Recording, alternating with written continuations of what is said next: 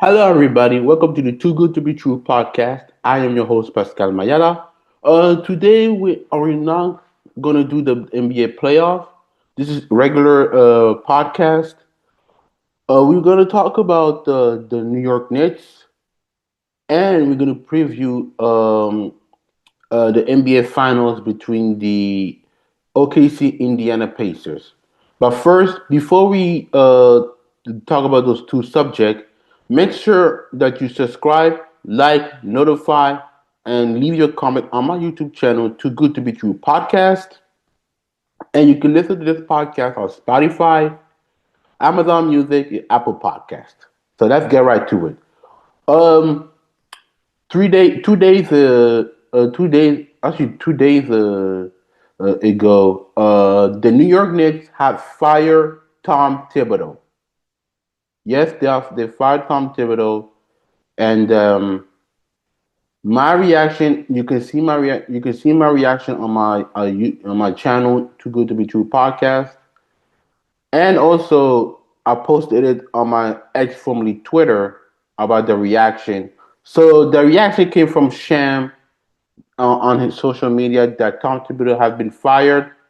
And before we read what ESPN told, let me repeat my reaction. My reaction was I was shocked. I was pretty much surprised because Tom Thibodeau led a New York Knicks in the Eastern Conference Final for the first time in 25 years, and it it just surprised me. But also, I was really critical, and a lot of people on ESPN, CBS, Sport, and any podcast that Tom Thibodeau did not rely too much on his bench, and that was my complaint. That Tom Thibodeau doesn't know how to use his bench, and he did the same thing when he was the coach of the Chicago Bulls. He did the same thing with the coach with the Minnesota Timberwolves, and he's doing it again with the New York Knicks. And that in that case, it really surprised me that firing because you just had Carl Anthony Town, you had Mikael Bridges, which I will talk about a couple of seconds, and you had Josh Hart and the rest of the crew. But I do not blame Tom Thibodeau for the roster. I blame the front office for it. I blame the front office that constructed this roster.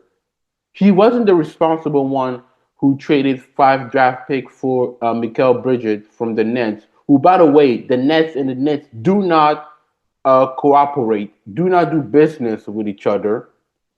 It's the same thing with the Lakers and the Clippers. Don't do business with each other. What they don't even do also in baseball, the Mets and the Yankees, same other sport. Who's your team rival? But this is on Leon Rose and I forgot the owner's name, but it will come to me. And this is also the owner's fault because you expect that Tom Thibodeau have a bench that they don't have any offensive scoring other than OG Anunoby, Jalen Brunson, Cat. You can add Mikael Bridges, but if you look at the bench, they have nobody. They all have defensive-minded, defensive player. And yes, sorry, James Dolan. Thank you, James Dolan. James Dolan, the owner of the New York Knicks, who, by the way, both of them, one did the press conference, the other was hiding. So Leon Rose, I do blame you because you didn't give an explanation. Why did you fire Tom Thibodeau? You tried to esquive it every time the reporter will ask you a question.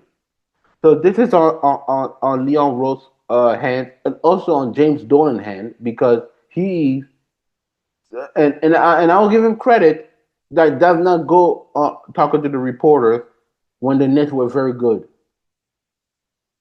But it's also his fault because he did not address why they fired Tom Thibodeau. So that's the reason why I don't really did not like Leon Rose respond. But let's read the article from ESPN, and and we're gonna continue talking about it. So according to ESPN, this is Josh Hart's top reaction to the Knicks firing Tom Thibodeau. Okay, then that then we're gonna read another article. So if I have time. The New York Knicks fired head coach Tom Thibodeau after a day being eliminated from the postseason, the team announced on Tuesday. Thibodeau helped New York reach for the first Eastern Conference final since 2000, losing in games against the Indiana Pacers. This is the first time the Knicks have changed head coach for after making the conference divisional final or NBA final previous season, according to research. The Knicks reached the postseason four times in five seasons with Thibodeau and won four playoff series prior to Thibodeau being hired in 2020. New York had only one playoff series victory since the 2000-2001. The Knicks guard Jalen Brunson voiced his support for Tom Thibodeau in the post-game news conference after losing to the Pacers on Saturday. So this is what he said. Brunson said, "Is that a real question right now? Did you just ask me if I believe that he's the right guy? Yes." So we don't want to play the video. I think he's already read it. So let's move. Let's continue. Thibodeau prompted a reaction from around the sport world, including New York guard Josh Hart and superfan Ben Stillers. So this is what Josh Hart said: "Forever grateful. Thank you." Ben Stiller reaction: "I am a Tom Thibodeau fan. He brought this team back. I felt he gave every bit of himself and what always looked to improve. I'll always be grateful for how far he brought the Knicks. They are relevant again. They are championship contender again. The Knicks became winner. They became winner." I have to read that again on the internet.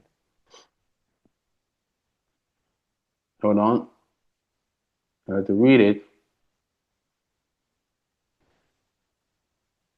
"Thank you, Coach Tibb." Mhm. "Thank you, Coach Tibb." And he continued, Best to say, "We should all take Tip out to dinner and thank him profusely one by one for the incredible work of the last 5 years and the excitement we have all felt that we didn't feel for a long time before he arrived. Respect and wish him the great success." Magic Johnson responded, "Wow, wow, wow. I can't believe the New York Knicks coach John Thibodeau was fired today after leading the Knicks to the Eastern Conference Final. The biggest question is why was he fired? Now, who will be the next coach of the New York Knicks?" Kevin Love on his Instagram showed a picture of Mr. Big Man. "You're fired." Wilson Chandler said, "Job never saved. The game is the game. Dave, no doubt, will always be a Knicks legend, though." Meta Meta War Priest and Arizona Ron Artest said, "Absolutely. Coach Tibb is absolutely incredible." Isaiah Thomas, "Mike Malone gotta get the Knicks job. Who else is on the market?" Allen Robinson II said, "Saw that coming. Back-to-back seasons, the Knicks lost due to fatigue. Can't have guy playing 48 minutes, then wonder why they go down." Hmm. You see, that's the response of every athlete and celebrity. Let me say this, and I'm glad that Magic Johnson brought that up because I wanted to bring that up anyway. Um, Now that Coach Thibodeau has been fired, and the question is, who will be? the next head coach of the New York Knicks, and those are a question that we have to ask ourselves. Um, I don't know. Uh, I don't know who's gonna be available in the head coach position for the New York Knicks. I don't know, but I think there could be three or four candidates. And and this is my three coaches that is available. In my opinion, Mike Malone is one of them. Mike Budenholzer, from the coach of the former coach of the Phoenix Suns, he could be available. And who else? Coach Jenkins, former coach of the Memphis Grizzlies, is up there. That's my three. And my four, I did not expect that, but when I was listening on First Take yesterday, and Jay Willis said something. There was one coach that he think he could fit very well with the New York Knicks head coach position, and that is um, Ime Udoka. And and I was thinking about it. I said that's a pretty great idea. Ime Udoka resurrected the Houston Rocket, going to their playoff, and I believe they were the second standing in the Western Conference. And I said, yeah, it's a great idea, but I don't think it's going to happen because of the Houston Rocket owner. So I don't think this is going to happen. But those three coaches that I mentioned have possibility. Mike Budenholzer, Michael Malone, Tyler Jenkins. Those three guys could be a candidate for the New York Knicks. And I think in my personal opinion, they're going to target Michael Malone, former coach of the Denver Nuggets, brought on the Denver Nuggets the first championship in their franchise history, and I'm not going to be surprised. But let's see a couple of days or a couple of weeks who's going to be the head coach of the New York Knicks after the NBA Finals.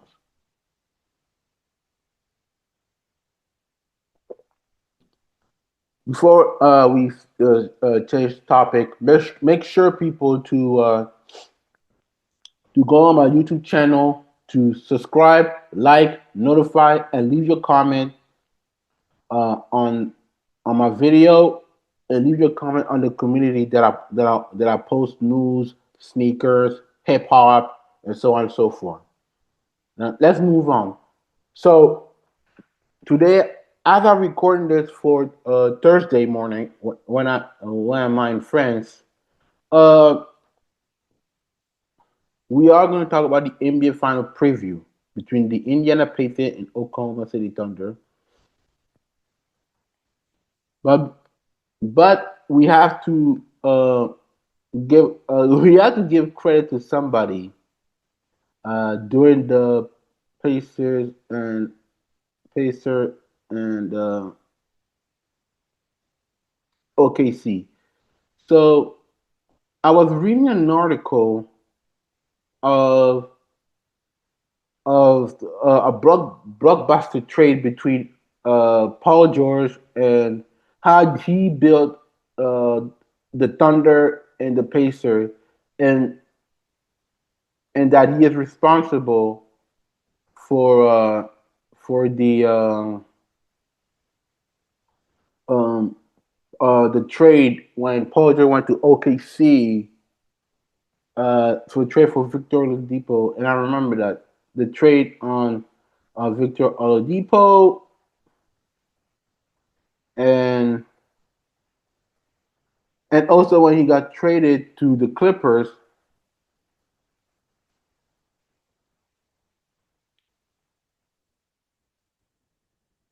and I thought about this, the oh yeah, Clippers for SGA and the rest of the draft picks. But before that, we will watch a video, then I'll read an article. So I'm gonna share the video. Hold on. Before that, I'm gonna share the video, but make sure like I said to like the podcast and share it with your friend. So let's watch this video, and here we go, people.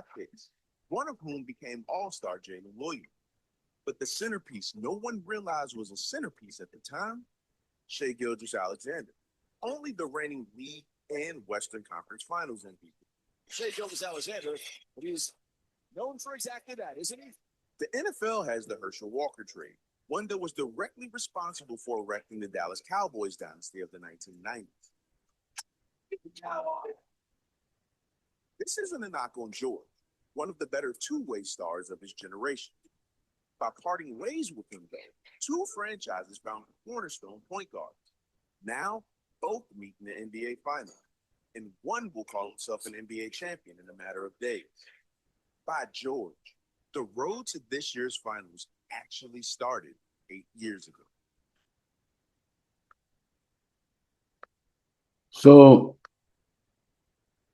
you saw how the Paul George effect happened. So I want to read an article um, that I saw on ESPN, and I'm going to share a little bit. I know it's very long, but we're going to talk about the preview of the NBA Finals and what to expect. So the NBA Final 2025. How the Paul George blockbuster build Thunder blockbuster build Thunder and Pacer. The Indiana Pacers and Oklahoma City Thunder meeting in the NBA Finals starting Thursday on linked by the trade that made nearly 8 years ago, setting Paul George from Indy to OKC. Each team can trace current star on trading Paul George away.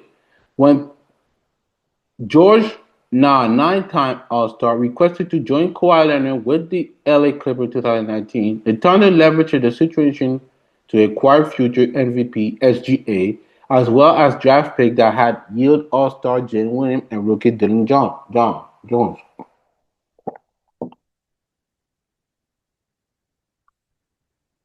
with more still to come, including this year number 15 and number 24 selection.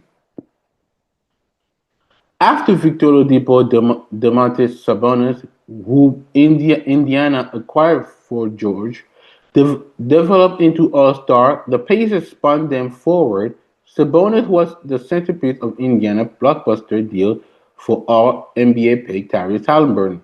And trading Oladipo for Caris LeVert ultimately landed the Pacers starting Andrew Nembhard and reserve Ben Shepherd via a trade picking from the Cleveland Cavaliers in 2023 leverage deal. Since the other NBA team won't be able to trade George in his prime, let's study the deal.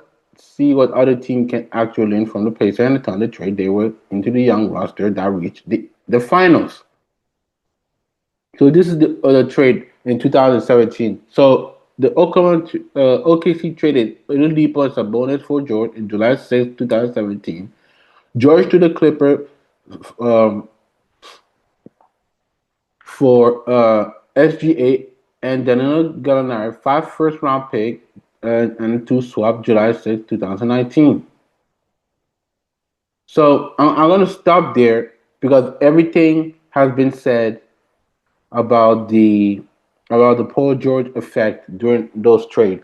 And I got to tell you, it did happen. I was surprised when Paul George wanted to play. It was traded to OKC because if you remember that year, uh, Paul George wanted to play and go back to his hometown in LA, play for the Lakers.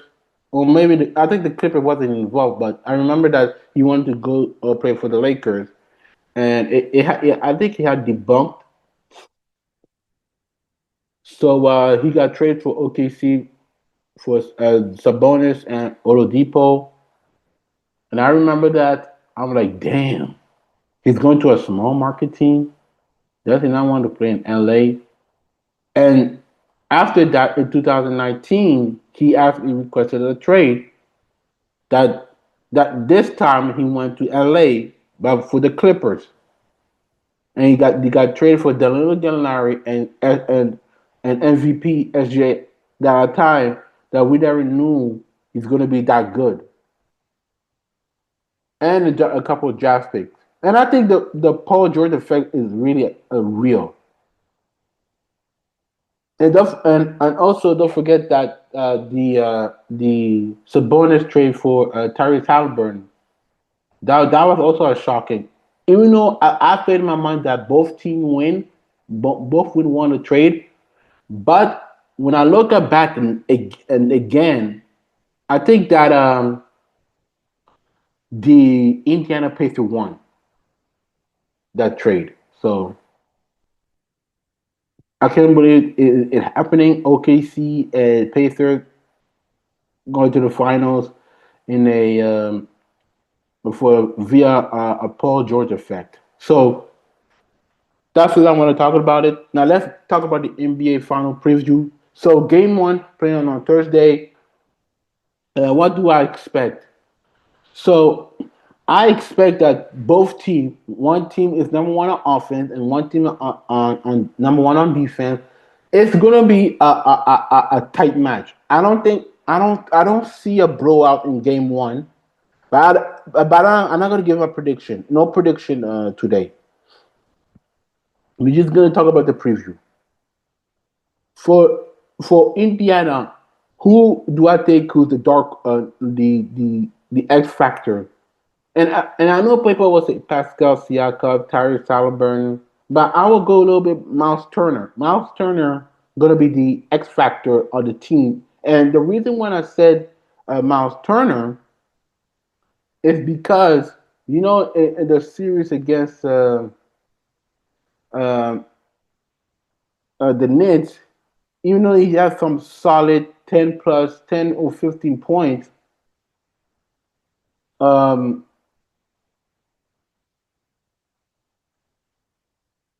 I think he should show up because he's gonna guard Trent Holmgren and Heinsberg and Isaiah Heinsberg. Um, in the post. Even though I don't think he's a post player, I think he's more like a pick and roll guy, in my opinion. But but I think that Monster is the X factor. He will give you some like 12, maybe 12 or 17 points and a couple of 10 plus rebound. But I think his offense it has to be present. And the way I can see it is if Miles Turner do the pick and roll with the this is my opinion on Tyrese Halliburton. Tyrese will give a pick and roll like dish out to a Miles Turner. Maybe he will drive or shoot the three or shoot the two. But I think Miles Turner need to go to the post up because when I see the different pound weight between Chet Holmgren and Miles Turner, I think you got to you have to put Chet Holmgren in the post so that he can play a little bit. He can play a little bit, being a post up. The other X factor that I want to talk about it is uh, the bench. I think both bench are deep. But I'll talk just Indiana Pacers. The bench of the Indiana Pacers is deep, and that Naismith and Nemhard, Obi Toppin, Ben and I can't say his name. Ben McLaren, gonna show up, and I think they need to rely on the bench, and that's how good Rick Carlisle is gonna use. I think he's gonna play a little bit of chess game and use the bench more for OKC. I'm sorry for the Pacers. My bad. My apology. Now for the OKC, the X factor is going to be Luke Dort because I think Luke Dort going to guard Tyrese Halliburton, in my opinion, because I don't know if Shea is a great defender. I don't know that, but I do know the OKC are number one in defense, and I think game one probably going to show OKC's defensive side and a little bit offense too, but mostly the defensive side because the way OKC play defense is unique. It's a unique situation, man, and that Lou Dort probably, in my opinion, coach going to ask her to guard Tyrese Halliburton or not. He's probably going to guard Pascal Siakam, but I think Tyrese Halliburton is going to be the guy to guard. Now the X factor of the OKC, like I said, it was Luke Dort. And another one I want to give the X factor is Alex Caruso from the bench. Like I said, both teams have deep bench, and I think that Alex Caruso on his defensive side probably going to guard Tyrese Halliburton too. But also I think, in my opinion, going to guard Naismith and Shepard and sorry and Nemhard too. I think I think he's going to guard them because not to let the opposing team go on a hot streak. So Alex Caruso also is going to be the X factor. Now, do I think it will go like a game 5 OKC win? No, I think that this is going to be entertaining. That's going to be an entertaining final between OKC and the Pacers. So I believe that it could go to 7 because I don't think Indiana will back down, and I don't think OKC will back down. I think it's going to be a game of chess with those two teams, and both teams have the deep bench. So if I look at if I can do my research on OKC Thunder, OKC versus Pacers matchup, matchup, this season. I talk about this season. Um, because this is my opinion how they're gonna match up. So now I'm going to Yahoo.com and I think I said everything, but I don't want to read it all because it's pretty much gonna be long. But I want to see the matchup this season between OKC and OKC in the regular season because I wanted to see how they matched up this season because they have met twice in the game.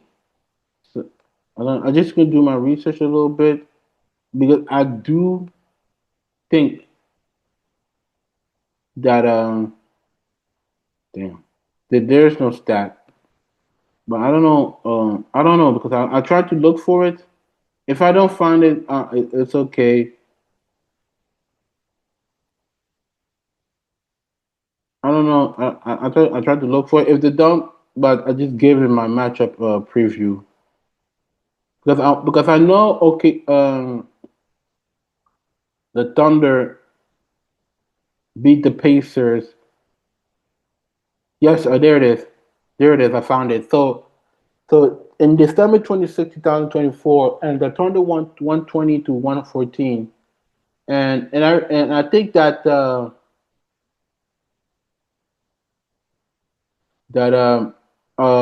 Thunder, according to that, to Yahoo, not Yahoo, the USA Today, they say that the Thunder were dominated throughout the final three quarter of this game, rattling off 30 points of this in the second, third, and fourth on this one. MVP SGA finished with 45 points and 45 points, and three other Thunder finished with a double digit. Yes, and also in March 29, um, the Thunder beat them again against the Pacers 132 to 111 in March 29, 2025. And I think that and I believe that the Thunder scored a 72 point in just the second or third quarter.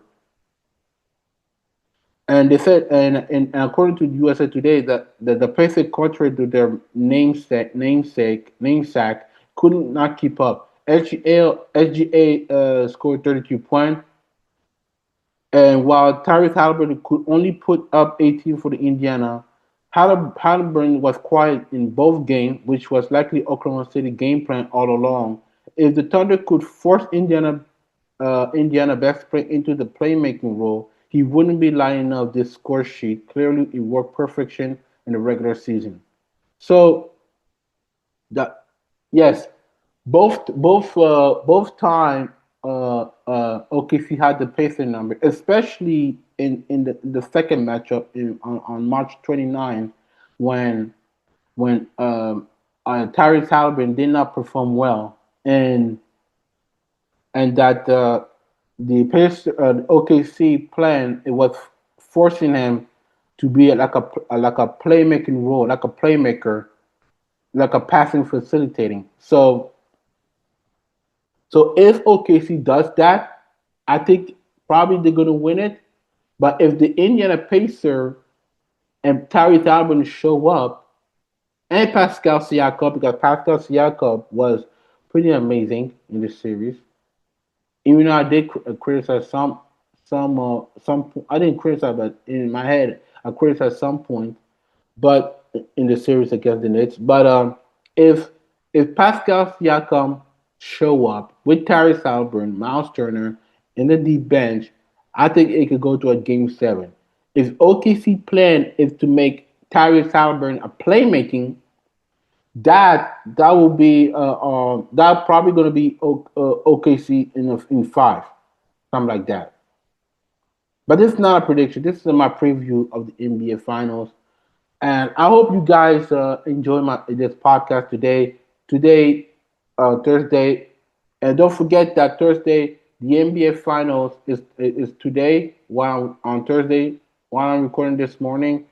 8:30 p.m. in the USA, 2:30 in the morning in France, and other places in Europe.